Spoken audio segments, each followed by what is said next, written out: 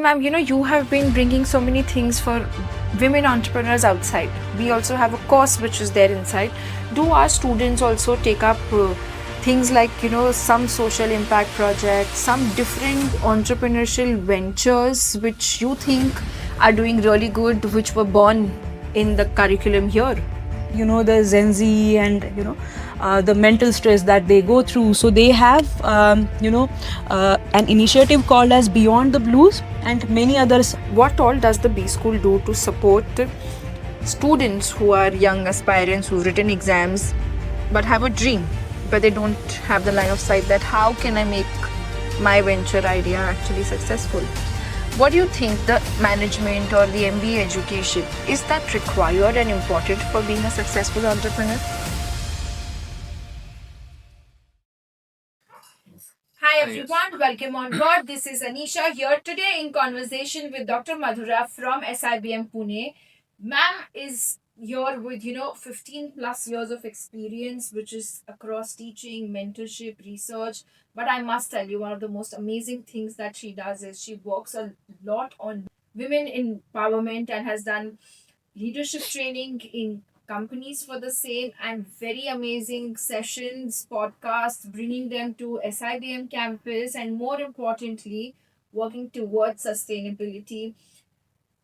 Enough of me telling that. Let's hear it from ma'am herself. So, ma'am, you tell us how, uh, the way we spoke about that you've been doing this women entrepreneurship and bringing that, what led your journey to come today and, start working on these kind of projects in your entire 15 years of this academic experience? Okay, so first of all, Anisha and the CATKing team, welcome to SIBM Pune once again. And thanks a lot for giving me this opportunity to share the work I have been doing at SIBM Pune since last 13 years with my students, through my teaching, and also with my research relating to women entrepreneurs. So I would say that actually my PhD, which happened in the year, I completed my PhD in the year 2008, and my PhD is in environmental valuation. But my journey with entrepreneurship began here at SIBM Pune since the year 2014, when we actually launched our MBA in Innovation Entrepreneurship program. So I started teaching those batches, and I understood that I cannot teach economics the same way I teach it to MBA or any other places. So I tried to fine tune it, my teaching, evaluations, case studies, keeping in mind that these students are either going to have their own startups or they are going to join their family owned businesses. So this was the first step. Secondly, as a part of our student exchange program or faculty exchange program, we had association with the Gedu Business College, which is in Bhutan. And as a part of that exchange, I also traveled with a cohort of 20 young enthusiastic students. So we thought that since we are going to be there for 7 days, why not conduct a small research study? And we started with a small project on women entrepreneurs in Bhutan, and that was a phenomenal experience. We had very different insights. We had our own armchair thinking, but the ground reality was much different. So, looking at the situation of women entrepreneurs there, the struggles, but still how do they turn around every day with their small setups, that actually encouraged me to go ahead and work around the topic of women entrepreneurs. And I think I have been very fortunate that I kept getting opportunities, or very good things kept coming my way. So again in the year 2019 we wrote for a grant which was sponsored by Ministry of Education under a specific scheme which is now in existence also, which is called for Scheme for Promoting Academic and Research Collaboration, in short SPARC. And we backed that grant, and the grant was all about studying the state of women entrepreneurs in India and which are the different entrepreneurial resources that influence their performance. And as a part of that study, we had Deakin University coming along with us, and we have now a very long-term association with them. So as a part of that funding, we not only published book chapters or research papers, we also have a book published as a part of that project, which is called as Entrepreneurship in India, published by Rutledge, Taylor and Francis. But we decided to institutionalize our collaboration and our work in the area of entrepreneurship, women entrepreneurship. So we set up something called as Women and Inclusive Entrepreneurship Research Alliance. And as a part of that alliance, we keep doing a lot of training session, workshops for the women entrepreneurs. We give them scholarship, we give them small grants so that they can support their businesses in some way or the other. Very importantly, recently we got a project funded from Ficky Flow, and as a part of that project, we have identified a group of 50 women from the villages that SIU has adopted. We have adopted some villages in the vicinity of this campus, and we are training them into culinary skills and entrepreneurial skills. Lovely. That's so interesting. So, ma'am, you have been bringing so many things for women entrepreneurs outside. We also have a course which is there inside.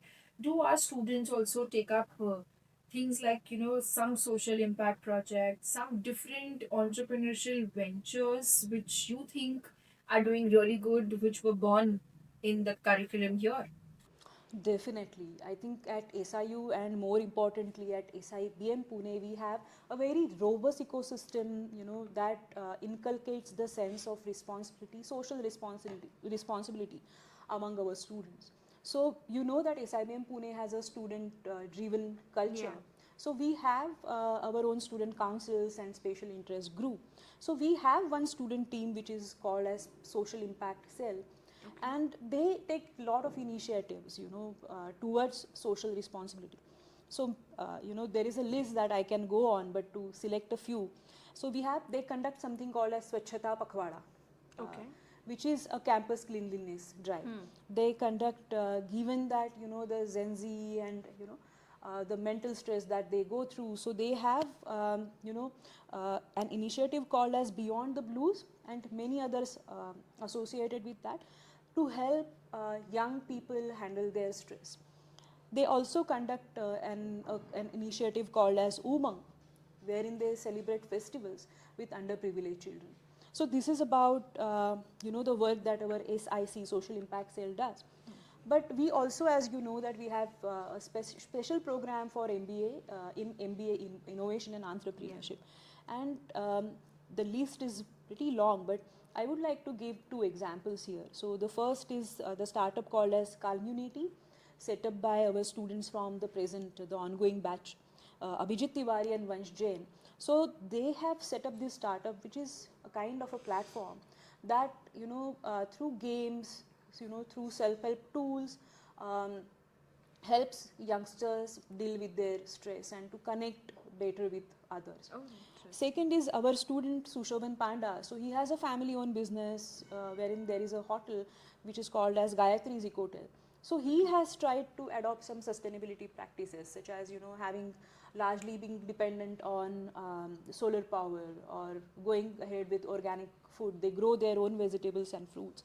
They facilitate EV charging for whoever stays with them there. So these are some of the initiatives which are sustainability driven, as long as our startups of our students are concerned. lovely. And ma'am, since we have a separate program and we are doing initiatives even for other women, like you said, women empowerment is the focus area. What all does the B School do to support the students who are young aspirants who've written exams but have a dream, but they don't have the line of sight that how can I make my venture idea actually successful? Yeah. So I think entrepreneurship is a way of life, is how I look at it. So many times it does happen that it has also happened with some of our students who graduated from the MBA program, that after working for 10 to 15 years in corporates, they have started with their own venture. So definitely institutes play an important role. So whether a program focuses specifically in INE or not, every institute should give some exposure to their students to the field of innovation and entrepreneurship. I think that is how our economy also is going to grow, through small businesses and startups. So there are multiple ways institutes can create this ecosystem or culture of innovation and entrepreneurship. So first, I would say that encourage your students to set up a dedicated entrepreneurship cell or e-cell. Similarly, institutes can hold a lot of networking events for the students who actually have an idea or already have a registered startup. They can also have pitching sessions wherein students can pitch their idea in front of, let's say, mentors, sectoral experts, venture capitalists, and angel investors. So there they get very strong feedback. You know, sometimes we are very mild in our ways of sharing feedback, but the external world shows them the mirror for sure. So we can also propose mentorship programs. More importantly, I think especially with women who want to leave the way an entrepreneur does, it's very important to, you know, inculcate very strong self-confidence in them.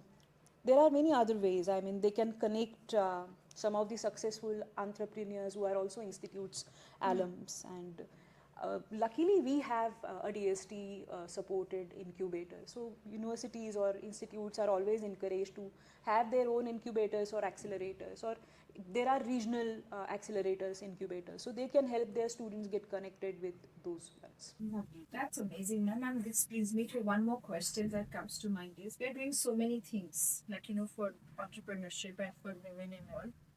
What do you think the management or the MBA education is that required and important for being a successful entrepreneur? MBA or I mean, I think a program which is designed to nurture innovation and entrepreneurship. So I would say that an MBA that focuses, which has its objectives, program outcomes, course outcomes, which are aligned with the spirit of innovation entrepreneurship will definitely help. Lovely. That's great. Ma'am, any advice to your from you to the students who are listening to all of us, who'd be sitting in for interviews like you spoke about self-confidence. It's very, very important.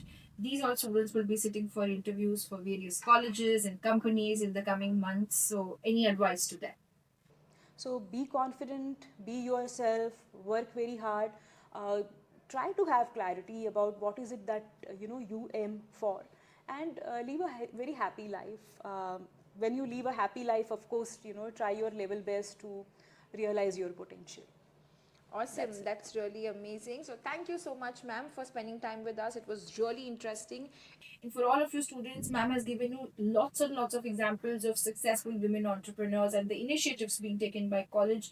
If there's something more that you would like to know more with respect to the program of innovation and entrepreneurship, the social or uh, CSR driven impact projects which are there at SIBM, or more about how to make it to SIBM, drop in the comment section and we will take those questions up for you. Thank you so much for joining in and all the best.